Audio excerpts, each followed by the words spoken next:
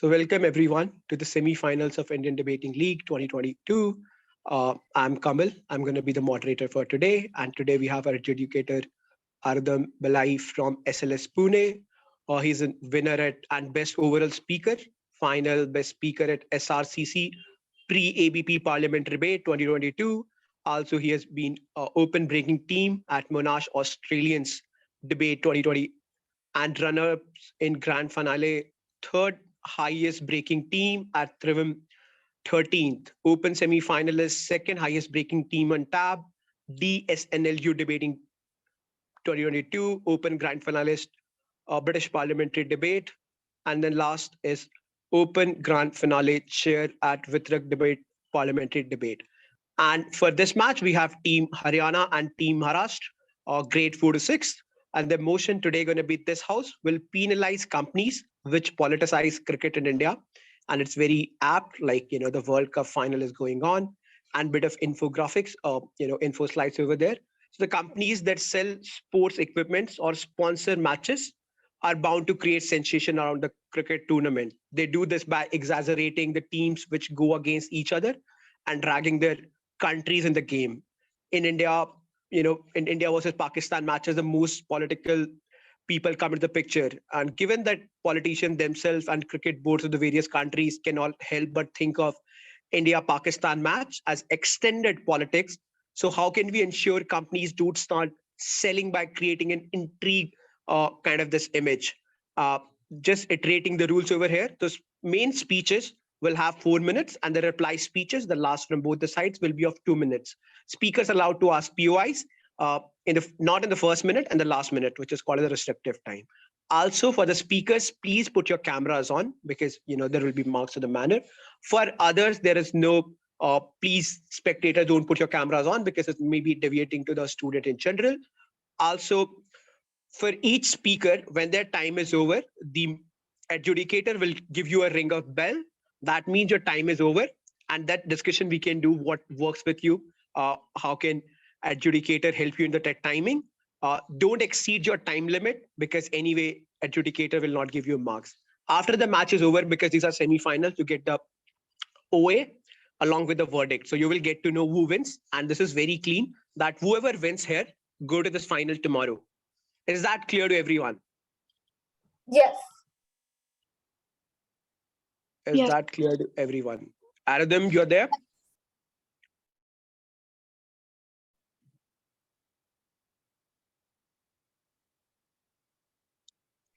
Yes. Okay, so with that, just last time asking that in 4-minute speeches, you will hear the bell at 4. Is that clear to everyone? And then you have to conclude your speech within the next 15 minutes, 15 seconds, my bad. Okay, I'm going to put the speaking order for both the teams. So the team Haryana speaking order goes as Riyan Bajaj as the first speaker, Ahan Aluwalia speaker 2, speaker 3 Nirvi Gupta, and the reply speak by Riyan Bajaj. Also speaker 1 now moving to the team Maharashtra. Haryana team, is that correct?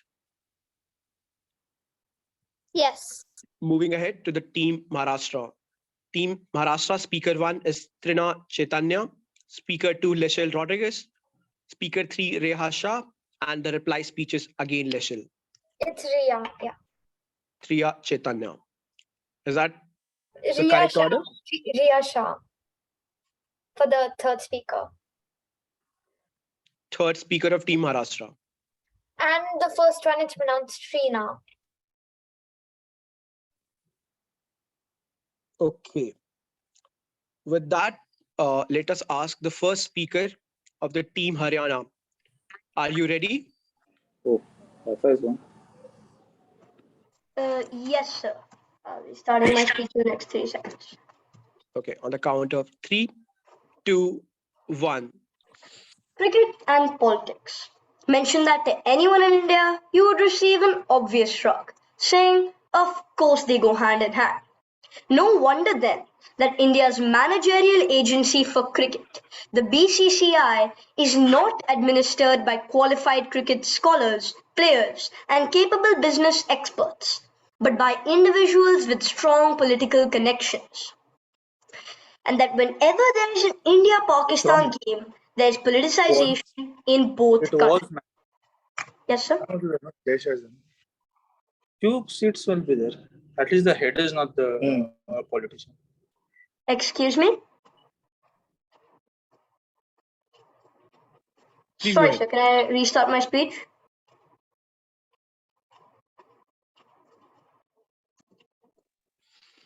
Be restarting my speech. Cricket and politics. Mention that to anyone in India and you would receive an obvious shock, saying, of course they go hand in hand.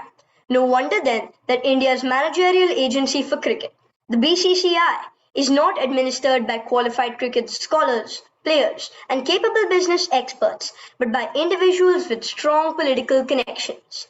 And that whenever there is an India-Pakistan game, there's politicization in both countries. Companies should not be penalized to politicize cricket, is the illogical point my opponents will attempt to put across.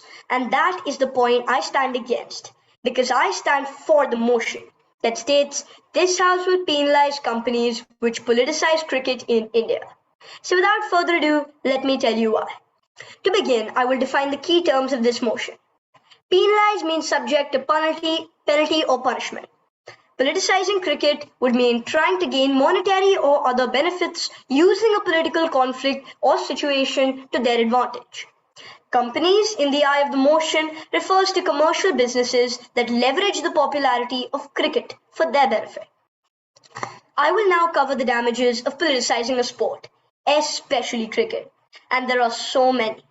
Politicizing can affect players' morale, impact team selection criteria, and maybe even create discrimination between players of different teams or countries.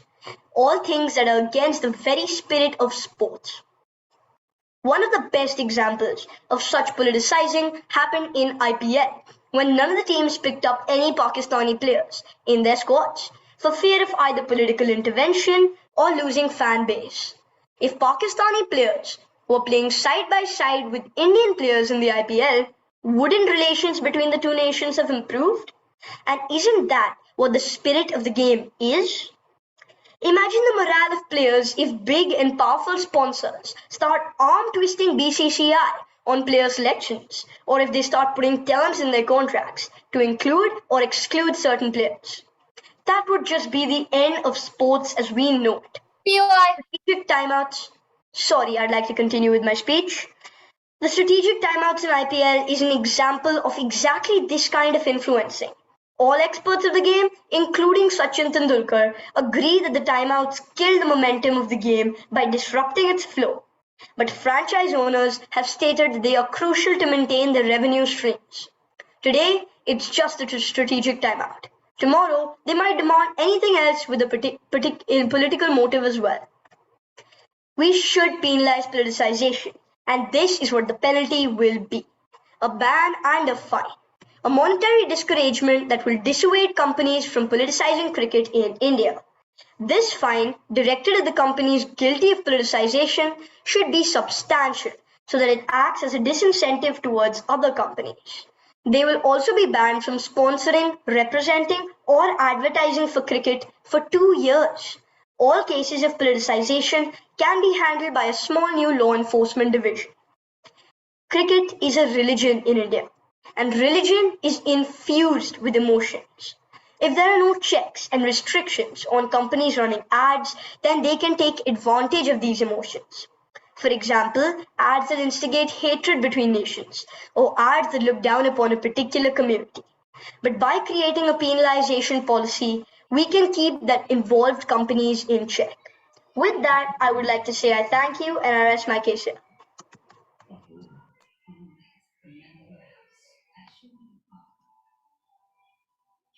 I'd like to thank the proposition first speaker for that wonderful speech. With that, I now invite the leader of opposition to open substantive case beside opposition. Here.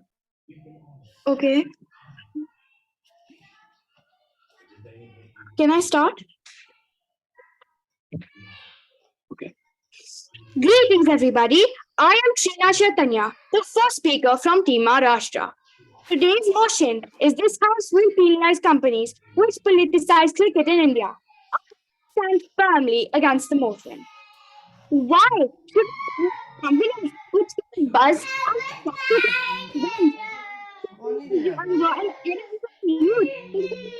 constructive is cricket?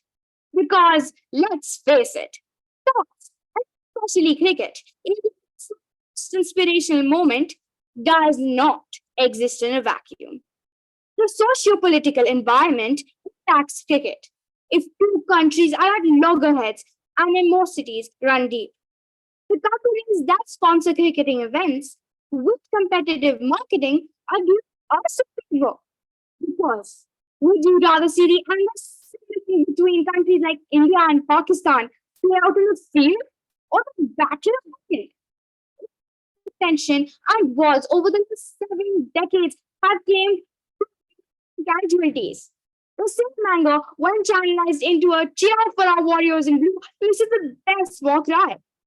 However, in order to curb hate speech or any consequential outcome of a move, my team and I propose a counter plan. Rather than taking the extreme step of penalizing, we should practice positive affirmation toward sponsor companies that spread the message of friendly cricket relations by giving them concessionary sponsorship. A move to ensure ethical marketing and positive messaging. Additionally, we should set out clear guidelines on hate speech and commentary and have a strict government body implement and monitor the adherence. My team member will. Information. In order to support my stance, I would like to put forth these three arguments. 1. Since companies are neutral and driven by sales and profits, tough laws will discourage them from sponsoring. We all know that cricket is one of the few sports that has been given its due. Like other neglected sports in India, cricket will also lose out. Rather, by introducing suitable guidelines, we can make it a win-win for both sponsors and cricket lovers. 2. Cricket sells and thereby propels the economy. It contributes 87% to the Indian sports economy. BCCI has paid taxes worth thousands of crores this year, and at the macro level has boosted employment as well as tourism, food, beverage, and the hospitality industry. To keep sponsors coming forward, we should provide brands encouragement and not dissuade them with penalization. 3. Politics is as much a part of sports as it is a part of life. Instead of separating the two, it should be encouraged to focus on harnessing the power of cricket for the greater good. We should use it as an equalizer, as the best solution to resolve racial tensions and dehumanize the so-called enemy. I wish someone would give Putin and Zelensky a bat and a ball and ask them to let off steam on a cricket ground. With that delivery, I rest my case. I'd like to thank the first opposition speaker for that wonderful speech, and now invite the second affirmative speaker to continue substantive case for side affirmative. Here. Steve Waugh once said, in India, cricket isn't just a sport, but a religion. Cricket is at the very center of the fabric that forms the identity of the Indian subcontinent. The companies sponsoring cricket in India are politicized and are responsible for the growth as well as decay of the sport. And I totally support the motion that this house should penalize companies that politicize cricket. First, I would like to rebut the first speaker of team opposition. First speaker of opposition, you said that we would rather see animosity on the cricket field than on the battlefield. Well, we would have to see either if politicization was absent as it is because of the politics that we have badly relations with some of our countries, with Pakistan and China. Now, I would like to say my first instructive. In cricket, there are certain contests which evoke a lot of passion in the people. This is primarily due to the shared history of these countries, which is often turbulent, like border disputes, political conflicts, etc. These unresolved issues linger on whenever the two countries meet, especially in cricket, because it has the ability to evoke heightened emotions and passions. This is exploited by the companies who use the rivalry to their advantage and earn big bucks, creating undue hype and build the contest to such a level that raises passion on both sides. As a result of this, the stadiums are chock-a-block. TV viewership is at its peak. The advertising slots are sold out at exorbitant prices. Team merchandise is picked up swiftly, and all this generates impressive revenue for the companies involved. The best example is the Mauka Mauka campaign that starts around any World Cup, pitting even the viewers against each other just for increasing their sales. Matches like India-Pakistan cricket match are politicized by companies sponsoring the teams through aggressive promotion, building it up as some kind of war, and deliberately manipulate the emotions of the general public.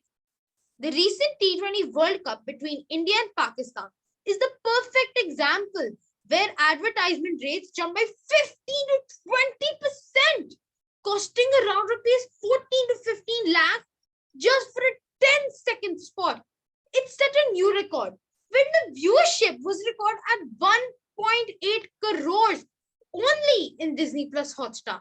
The hype created by these companies was such that the aftermath of the match led to communal clashes in Leicester, UK for almost 3 weeks. My second constructive is that unregulated commercialization of cricket has led to problems like match fixing. Match fixing destroys the reputation of the sport and the credibility of the sportsman. The biggest difference between sport and entertainment is unpredictability. It is what makes sports so exciting.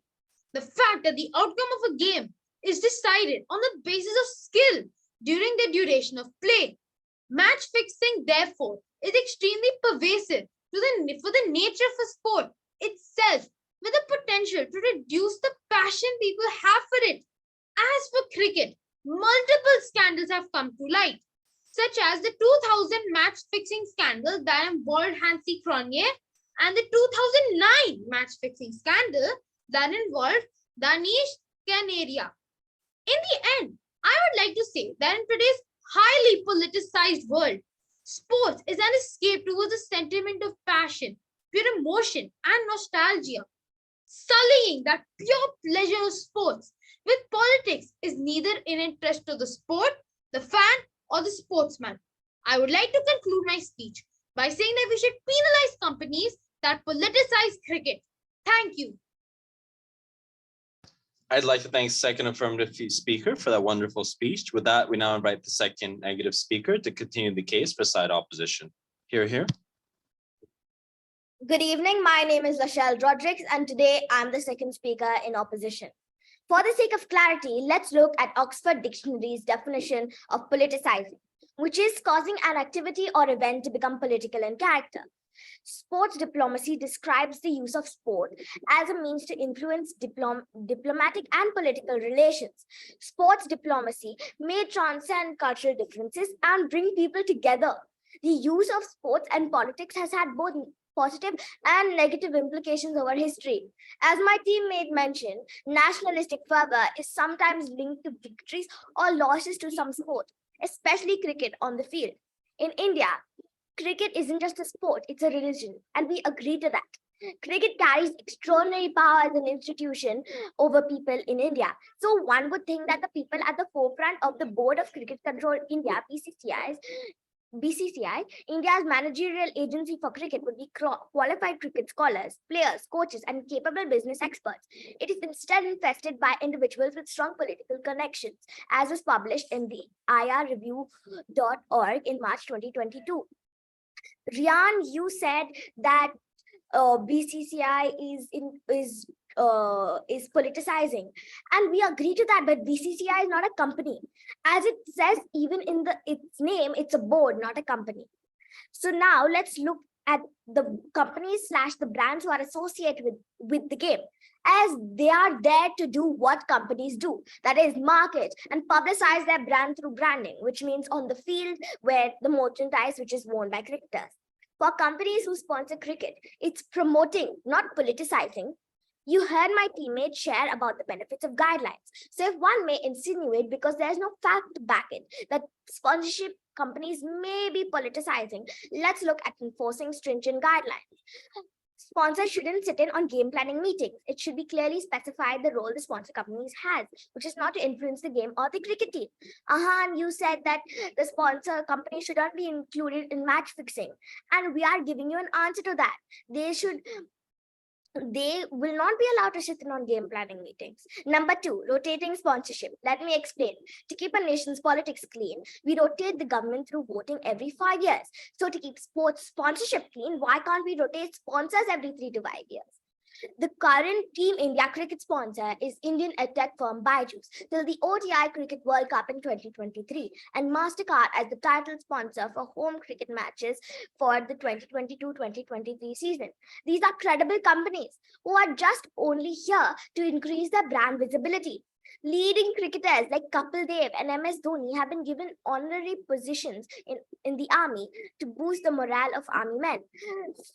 Dhoni travels to Kashmir time to time to boost the Indian Army. His flight is sponsored by the Team India cricket sponsor. Would one call that politicizing? Brands are all about the numbers they can garner up for their brand.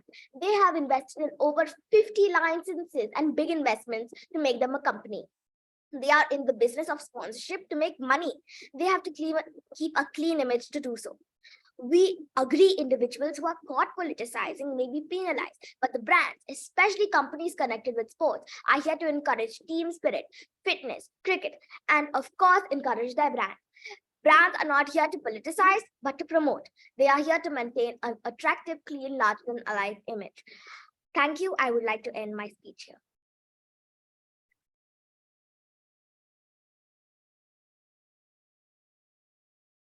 I'd like to thank second negative speaker for that wonderful speech. I now invite third affirmative speaker to conclude the substantive case. Beside affirmative. Hear, hear.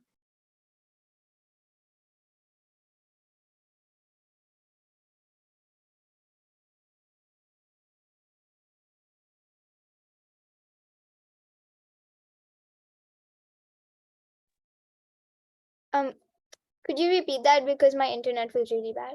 Sorry. Yes, hi. Third affirmative, Nirvi. Okay. Yes, whenever you're ready to begin. Okay, I'll start my speech in 3, 2, 1. Imagine putting your heart and soul in a cricket match, losing, coming back to your country and being treated like a traitor. That is how a cricket team feels after losing a game when it is politicized. It is because companies politicize cricket matches to an extreme extent for their benefits. Good evening to the House at large. I am Nirvi Gupta and I am representing Haryana. This House will penalize companies which politicize cricket in India, and I strongly stand for the motion. In today's match between England and Pakistan, most Indians are cheering for England, not because they think England's team is better. It's only to ensure Pakistan does not win. This kills the true spirit of the game. My opponents absurdly ignore this negative impact of politicizing cricket on the people of India and the spirit of the game. What my opposition gave you was a case full of claims and cherry-picked data, but what they did not give you was a strong and logical case. My opponent stated politicians and cricket boards are politicizing cricket, not companies. True, but my opponents fail to see the impact this is having on other stakeholders and the companies who sponsor these matches. When politicians and cricket boards do this, they are also encouraging companies to do this. So telling them that they can get away with it. We have already given you examples like the Mocha Mocha campaign. The opposition also stated that if you put a penalty, companies will be scared and discouraged to put up any kind of ads for the key matches as they will fear it will be seen as politicizing cricket. This is equivalent to saying because of speed limits, people would not drive their cars. Imagine if we didn't have any laws or penalties around companies, how companies should operate. That would be a lawless nation with chaos everywhere. What we need well-defined rules on what constitutes politicizing cricket, and our first speaker has outlined that in detail. With that in place, This argument from the opposition is washed. My opponents also came up with the proposal of sharing guidelines for companies to follow and mentioned that there should be no penalty.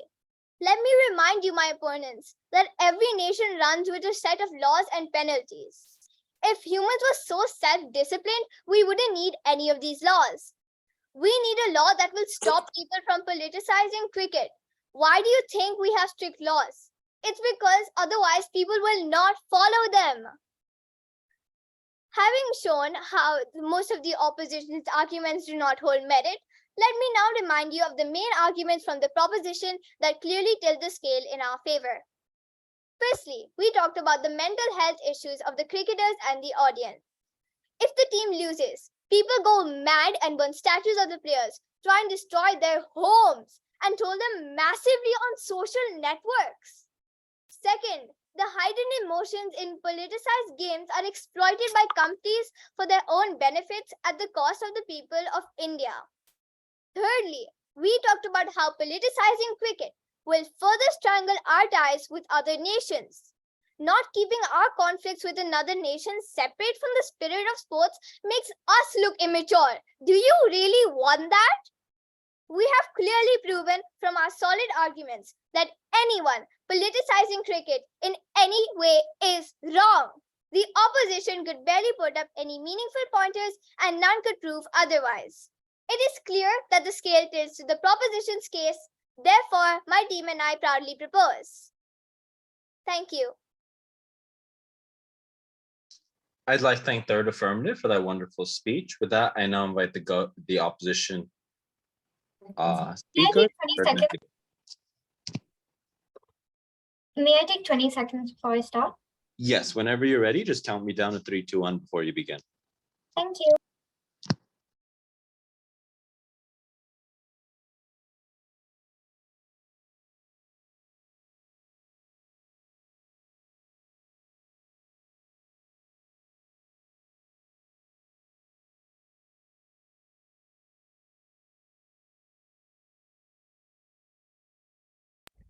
Yes. I will start my speech in 3, 2, 1. Rian, you said BCCI does not have any cricketers, only politicians. But what has the companies got to do with that? And to correct your point, Saurabh Ganguly, ex-head of BCCI, was a cricketer. So please check your facts. You also said not choosing Pakistan players, but in a political choice. Again, why penalize companies? Ahan, you said that there's excessive promotion, but for your information, there's a huge difference between business promotion and politicizing. For example, MRF wants Virat and Sachin to put the logo and name on their bat for better brand recognition. Paytm sponsored cricket series and Indian team to be popular and grow online payments. What is politics seen over here? You also said there was violence and wild behavior. Yes, cricket is religion in India. We agree. But what has the company got to do with that? They're only making profit to meet their objectives and grow their market share. Their intentions are not to promote violence, but to advertise. Rian and Nirvi, you said that penalizing is good. But let me tell you that government encourages companies to invest in sports. Government themselves do not sponsor cricket, the companies do. When you look at the back of Serena Williams or Virat Kohli shirt, do you see government written on it or the sponsors like Nike or Adidas or Pepsi? If you penalize the companies, who will sponsor cricket? The sport that is most popular in our country would become the dying sport. It won't be able to grow, and our players won't be motivated to pursue or be better if there's no capital or money in the sport. You have also said that there is, you've also said that there's match fixing incidents. Always highlighted the players' greed, but what has the company got to do with that? Now, moving on to my summarization. Companies are building cricket to benefit our economy and the country's reputation. To penalize them and discourage them from sponsoring would mean taking out the life of sports and sport diplomacy. No government sponsors sports, they depend on companies. And it's important to encourage more companies to invest in sports. with correct guidelines. Brands promote themselves, not politicize. If discouraged, they could easily move on to sponsoring entertainment, music, and many more. It would be cricket's loss. Let's not take the fun, the money, and the passion and diplomacy out of cricket. As for penalizing, the debate is between sticks or carrots. The effectiveness of bonus over penalties is a good way to operate. You punish one corporate, the next one will run scared. Like that, everyone will run away from sponsorships. Our guidelines will not demoralize, but educate and encourage positive behavior. By the way, my worthy opponents, you want to win this debate, right? That is wanting power, which is one of the definitions of politics. So now, should you be penalized? You have not been able to establish even one alternative to funding. So, Ms. Nirbhi Gupta, I hope you rest your case and stance too, because it's about time. Thank you. I'd like to thank the third opposition speaker for that wonderful speech. With that, we now invite the opposition reply speaker to conclude the case for the opposition bench as a whole. Yes. When may I start? Yes, count me down whenever you're ready. I'm ready. Awesome. Can you say 3, 2, 1, please? Sure thing. All right. All ready? 3, 2, 1, and go. Sponsorship creates the opportunity where there may have been none. Cricket has accounted for 87% of Indian sports sponsorship with a whopping 6 to 8 billion rupees. Sponsorship companies have given us cricketing stars like Sachin Tendulkar, Mahendra Singh Dhoni, who without sponsorships would have been talented cricketers, but only showing that talent in smaller leagues. The proposition has failed to provide any other alternate source of funding. Surely, governments cannot do it. They have far too many things to take care of. Internationally also, sponsorship by companies are the accepted norm, be it soccer or tennis or swimming. And here they propose to penalize them on an inference of politicizing. Surely, setting guidelines and discussing this was just not what they considered. Penalizing will mean death of sports. Do we want that? We would like to encourage sponsorship across all sports, including debating. We were supposed to have the semi-finals and finals in Delhi, and you wouldn't be able to buy your own ticket. So your parents would sponsor you by buying it. Okay. But what if your parents couldn't afford it? You'd need another sponsor. Who would that be? In this situation, it would most probably be ugly.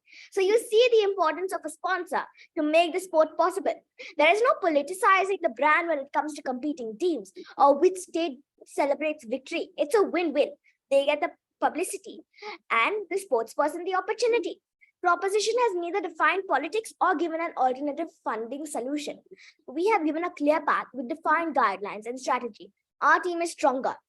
So let's get back to cricket in India and the companies who sponsor it. They are here to promote, not politicize. There is no fact to prove otherwise. Let's be true debaters, fact seekers.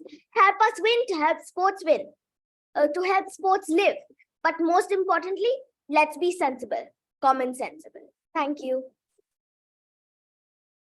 I'd like to thank the opposition reply speaker for that wonderful speech. I now invite the government reply speaker to conclude the case for side affirmative. Here. Thank you. Can I get 30 seconds? Absolutely. Just count me down whenever you're ready to begin.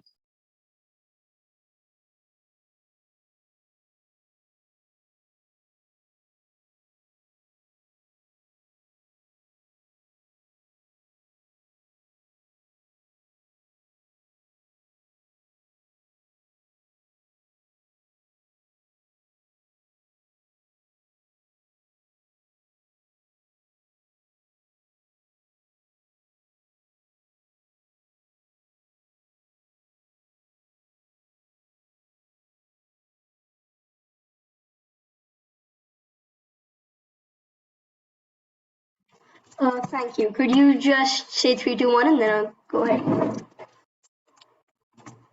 Yes, of course. Starting in 3, 2, 1, and go.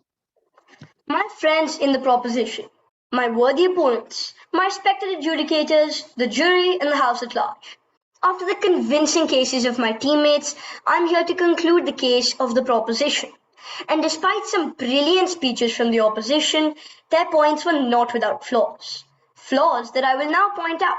So without further ado, let me begin my speech. My dear first speaker of the opposition, you said that employment is boosted by the absence of penalization to politicization, but you seem to ignore that I mentioned complications being handled by a new law enforcement division, which would generate jobs and handle politicization, which visibly should be regarded as a crime. Then, the second speaker of the opposition said that cricket is a religion and agreed with us in saying so, but religion focuses on the spirit. In this case, the spirit of the sport, which is not focusing on politics and business revenue that will barely be generated by politicization anyway. Post that, the third speaker continued their points, stating that the companies have nothing to do with the aggressive emotions displayed by cricket fans. But how can that be true if the advertisements literally build up the game's climax, so much so that even the strategic timeouts are as nerve-biting as the cricket matches themselves? They also repeatedly spoke about companies wanting only monetary benefits, but that's as good as legalizing stealing, as that also leads to monetary benefits for someone.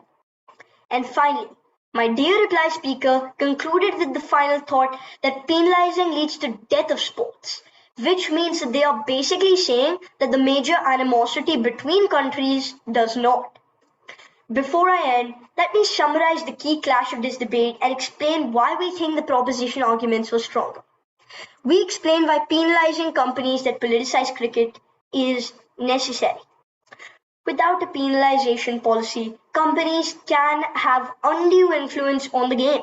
They can impact selection criteria, affect players' morale, and lead to discrimination between players or teams. We also highlighted problems like match fixing and how it can destroy the reputation of the sports and credibility of the player. Finally, we explained that without any penalization in place, companies can take advantage of viewers by fueling their emotions and passions and inciting aggression. Companies can use their hyped up rivalry of matches like India and Pakistan to influence viewers to meet their business goals, or more dangerously, collude with the government to meet political goals. And with that, I thank you, and I will now conclude the case of the whole proposition here. I'd like to thank the proposition reply speaker for that wonderful debate. With that, we now bring debate to its natural conclusion. I invite the teams across the floor and virtually shake hands.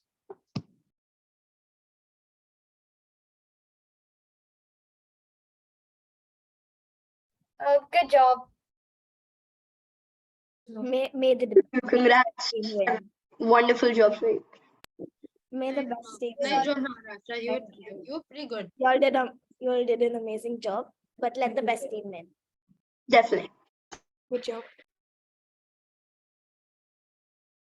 Thank you so much, everyone. I appreciate the camaraderie between all teams. I will now take about a few minutes to arrive at my final verdict, and then I will be giving a feedback in terms of giving my verdict, giving a reason for why my call was so, and if in the case, considering that I've gotten confirmation from the organizing committee in terms of speaker scores, if teams would like to know their speaker scores, I will do that at the conclusion of my verdict. Sounds good to everyone? Yes. Awesome. Thank you. Thank you. I will first begin by giving some general comments on debate and what I felt that teams generally could have done better in terms of fulfilling a lot of the burdens that were present in the motion as well as in the respective houses that they've taken. I will then give my verdict about where I felt the debate lied, and then I will proceed to the commonly agreed upon stakeholder and what I felt that teams decided the stakeholder was, and then into the main clashes debate. The clashes debate will largely be based off of the individual aspects and concepts that were brought in individual speeches, depending on speaker to speaker, as well as how that played out in debate in terms of the whole and what impacting was done to really bring that in the forefront. All right, let's start. I will try to keep this relatively brief. I will stick to a 7-minute general OA, and then we can open up for any questions in particular. If there, I will take one from each side in particular, i.e. one from proposition, one from opposition, starting with whichever team did not go forward in this debate. Before I begin, I'd like to say that I think all speakers are extremely excellent. I believe that my speaker scores reflect that in terms of the scale of speaker scores I've utilized, and I would definitely encourage all of you to keep debating. And I think there's a bright future for all of you in terms of making substantial changes in both domestic and international circuits. Yes. With that being said, let's start with general comments. I believe that teams could have benefited by far and large from explaining terms to the fullest, which means when a definition or statement was brought up, the full relevance of the same and how it's linked to argumentation of your team as a whole would have been helpful in impacting separate clashes that were brought in specific speaker speeches and bringing it as a case construction argumentation that could have possibly changed the MOV. Secondly, I felt that teams often failed to engage at times, which often took place in the form of surface level answers. While this is understandable, especially as a rebuttal, engaging with the opposing team's core argumentation can be extremely important, especially in the margin of victory, as well as deciding what the clash actually looks like. Lastly, in this House THW motion, I think it's important to outline what the course of action that the House is committing to looks like, as well as potential harms or benefits may accrue. And I think this is something which is implicit within the motion burden itself. Okay, my verdict's as follows. I believe that the motion falls and that side opposition takes the debate. I believe that the margin of that was close to clear. And I believe that the debate as a whole was above average without a doubt. Moving forward to commonly agreed upon stakeholder and the clashes in debate. Clarification for all participants that again, opposition takes the debate on a close to clear margin. I believe that a commonly agreed upon stakeholder were companies as both an actor and a stakeholder, with the respective stakeholders being the citizens, people who necessarily follow and watch the sport, as well as respective governments and government agencies and policies, which is generally conceded to by both teams in their respective opening speeches. With that, I think the main clash of debate were threefold. First, necessarily, what is the basis of inception of wanting to view sport and what is your inherent desire for watching so? Secondly, what are the lacunae that exist within current systems and structures, i.e. what can be exploited and what can be capitalized for gain? I think this was argued on both sides by teams in terms of criticization versus necessarily profit gearing analysis, which comes primarily from opposition. I think the third clash that primarily developed in debate is where exactly do we see a better basis for sports as a whole? I think all teams conceded to this in terms of either sports players being enormously valuable in terms of what they experience and what they go through, or necessarily the counterfactual of sports itself surviving as a whole. Not necessarily on the first clash of what it is that we see and where we build this world. I think what PM does a lot of laying down of what this world looks like. I think they elaborate things like what this type of agency would look like and how we exactly implement this. In response, what I get from LO is that there is necessarily a social political narrative that exists, and there are things like competitive marketing that operate within the system. This means that when you have things like clear guidelines and things like hate speech and things like disregarding from sponsoring, the effect is that the sport itself loses out on a very fundamental way. I think this directly clashes what we get from first speaker in terms of examples like the IPL and the effect it has on the IPL, because they go further to say that things like tourism and hostility and certain nascent fields that are attached to cricket will likely take a hit because of this, at which point they point out things like the lack of penalization that is likely to occur. This also means that when they elaborate to me that sports is a part of life, they point out that essentially what happens is it creates an equalization for tensions. And I think this directly clashes with what DBM later flags to me, which is that animosity should be better brought within a sports field rather than in the burden of war. Sorry, just got to charge my phone. Yes. Rather be animosity on the cricket field rather than the battlefield. However, I believe, while I do understand where the argumentation and ideas that come from DPM understand in terms of turbulent history, in terms of World Cup campaigns and the effects of that, which means that you have things like viewership getting affected as well as reduced passion because people have issues with things like match fixing. I think I needed more correlation about why this ties directly to the burden of companies in terms of the effects that they have and why they should necessarily shore the burden for all these actions that occur. Which means at this point, I agree with the harm that's being brought by side proposition, but I'm unable to see why is it that opposition's paradigm is required to explain this, and they do well to explain to me why it's not their burden of itself. Which means to say, from DPM, I get the clarification, from DLO, I get the clarification of what things like sports diplomacy exists. I think this is very important in highlighting what effects this have in terms of historical connotation. I think this was implicit enough for me to understand what this type of sliding scale of harms looks like. And then they point out things like nationalistic fever are the ones that carry the majority of power. At this time, I think this is very intuitive logic to buy, that it's far less likely to blame it on company as being the primary source of this. And it's far more likely to be something that, for example, people will carry as their own belief and desires beyond just what you're talking about in terms of company propagation or mass media.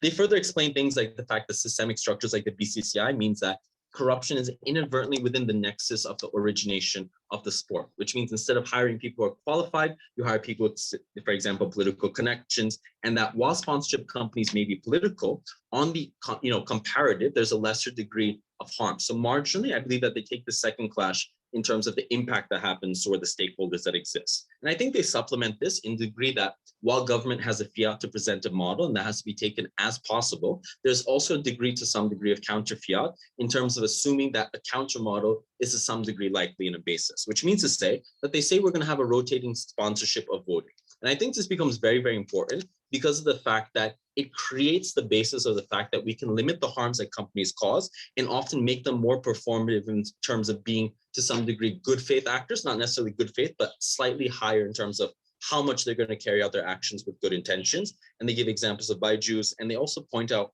what this looks like, which means a lot of these actions are performative. And the fact that you gain army posts because it's performative and essentially increases the brand awareness that you gain on your side of the house. And I think this becomes very important in terms of shifting the course of the debate. And I think this weighs heavily against what we lastly get from government whip in terms of substantive material.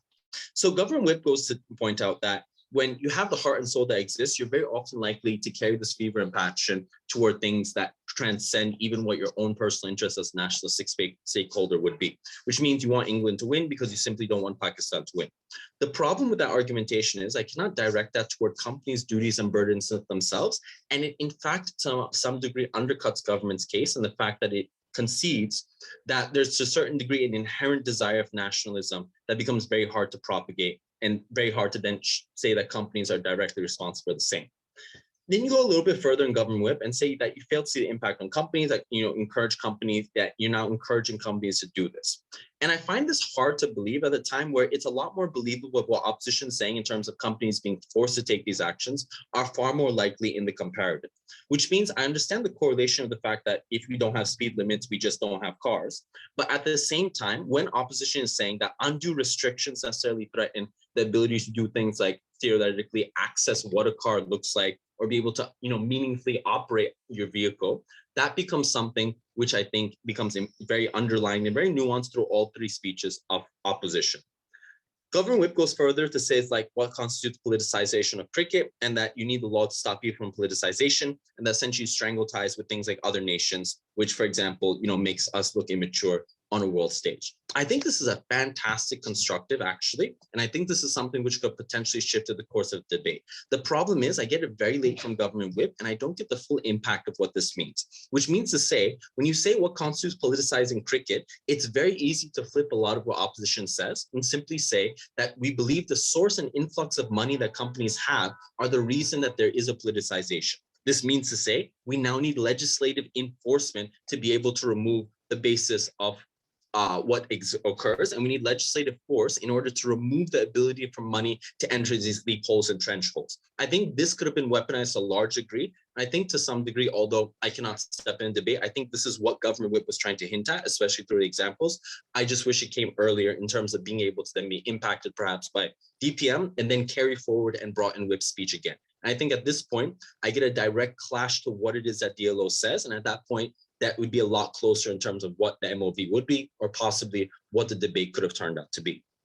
Lastly, in terms of strangling ties with other nations, in terms of immaturity, I think you need to point out, and this is important, this is again a very good construct about how many companies often have nationalistic ties, which means to say that often the people who are the most upper class or privileged are likely to be those running these companies and those with close ties to people who have political connections or other types of affairs, which means when opposition says the BCCI is political, it's very easy to point out that the influx of money in terms of Fortune 500 companies in India and the elite are also heavily political as well. And this means that that danger is far more pernicious because the BCCI at least has some regulation. I think these were very great points, especially from whip in terms of what narrative was drawn out, but they were largely underanalyzed and largely unimpacted in debate for me to carry it to a large degree. Lastly, in terms of reply speeches, I believe that both reply speeches were quite good. I believe that considering there was no substantive matter, I think that both reply speeches did very well in terms of trying to essentially engage in bias education and prove why each of them necessarily had the better aspect that existed. Which means to say, when I think that government reply comes and mentions that employment's boosted by the absence of division, that you have things like new law enforcement occurring, and that revenue is barely produced by politicization in terms of things like match fixing, and that companies can incite aggression. While I do agree with all of this, I think that the point about new law enforcement needed a lot more carrying over toward DPM, which means to say when LO comes and mentions specifically in their speech that, sorry, a lot of sheets.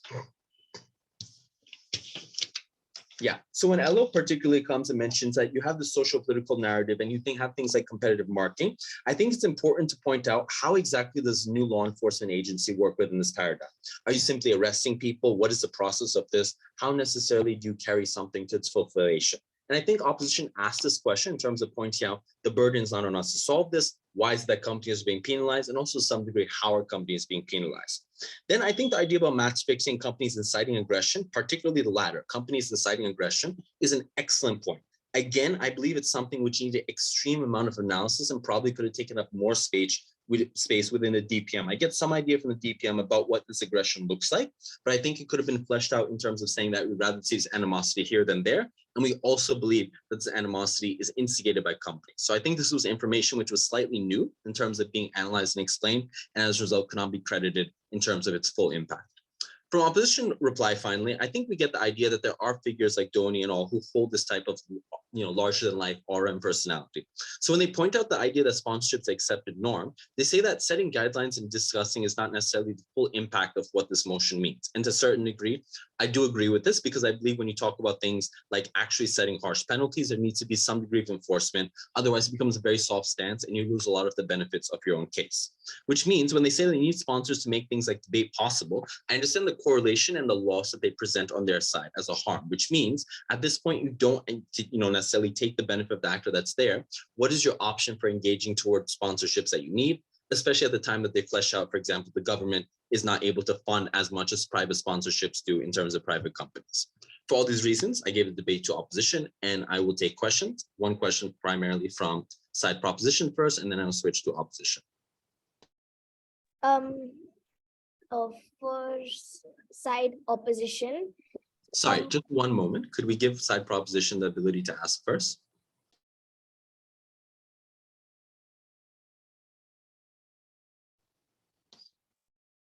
Side proposition, any questions, any points on the OA that you felt were not reflective of your speeches or anything which you felt you should have been considered but did not show up in terms of my oral adjudication?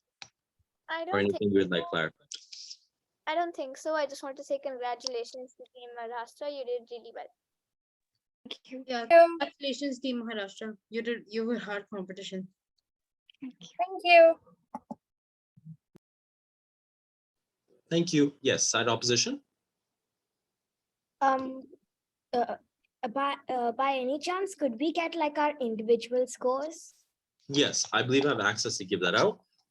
So for the Prime Minister, I will go house by house. Prime Minister, I gave a 75.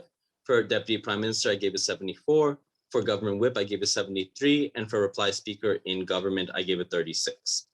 For Opposition, I gave Leader of Opposition a 74. I gave Deputy Leader of Opposition a 76. I gave Opposition Whip a 75. And I gave the Reply Speaker for Opposition a 38. Are there any clarifications on the score? Again, for proposition, it goes 75, 74, 73, and 36. For opposition, it goes 74, 76, 75, and 38. Thank you so much. Yes, thank you. Thank you to both teams. It was a pleasure to observe the debate, and it was then an honor to judge. Thank you all once again. Thank you everyone for this match. And also, I'd like to say thank you to Team Haryana. It was really hard debating against y'all, and I actually thought y'all would win, but it was really hard debating against y'all. It really helped us up our game, and yes, y'all were a really strong team. You guys were brilliant as well. No wonder you won. So congratulations and best of luck for the finals. Yeah, best. Thank you. Good luck for future endeavors. Definitely. Thank you, Riya, Nirvi, and Ahan. Thank you, both the teams. Good sportsmanship. We will have finals tomorrow for Team Maharashtra. Team Haryana do come for expectation. And just iterating, there will be no way tomorrow. There will be final results in the evening. So, whatever feedback you collect today, collect it, because there is no OA tomorrow. You will have the final results in the closing. Yeah, you have a question? May I ask who won against Delhi and Rajasthan? I will check. Give me a moment. Thank you.